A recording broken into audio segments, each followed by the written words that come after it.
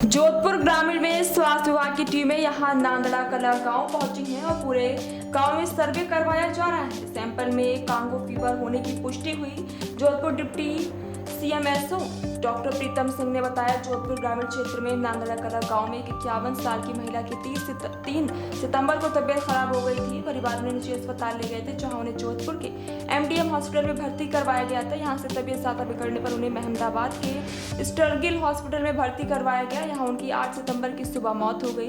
इसके बाद महिला के ब्लड सैंपल जांच के लिए पुणे भेजे गए थे। 13 मंगलवार को महिला की रिपोर्ट आई थी, उसमें उसे कांगो फीवर की पुष्टि हुई। राजस्थान में इस साल कांगो फीवर से पहली मौत का मामला सामने आया है। जोधपुर के बनार में नांदड़ा कला गांव में 51 साल की महिला 3 सितंबर से बीमार थी। अहमदाबाद में इलाज के दौरान महिला ने 8 सितंबर को दम तोड़।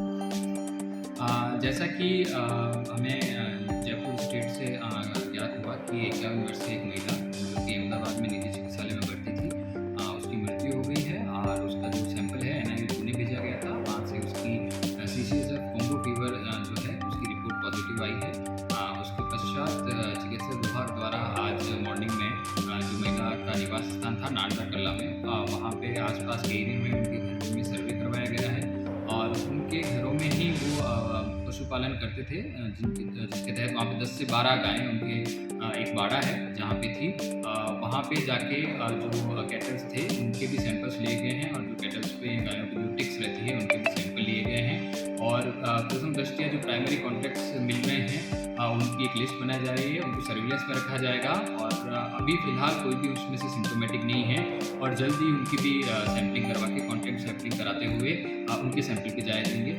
उसके पश्चात कैटल्स और जो ह्यूमंस के सैंपल्स लिए जाएंगे, उनमें से अगर कोई पॉजिटिव आता है या जो भी उनकी रिपोर्ट आती है उसके बाद में आगे की कार्रवाई की जाएगी।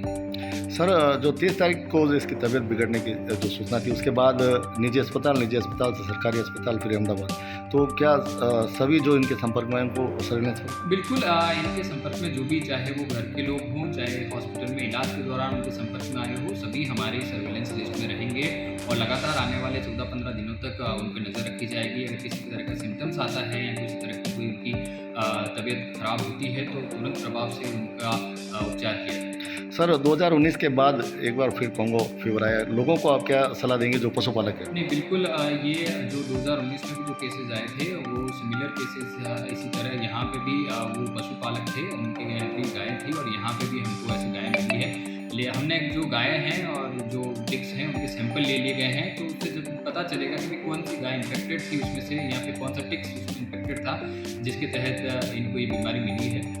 तो सैंपल्स की रिपोर्ट आने के पश्चात हम पशुपालन विभाग के साथ और प्रशासन के मिलके आगे की जो भी कार्रवाई होगी उसके ऊपर कार्य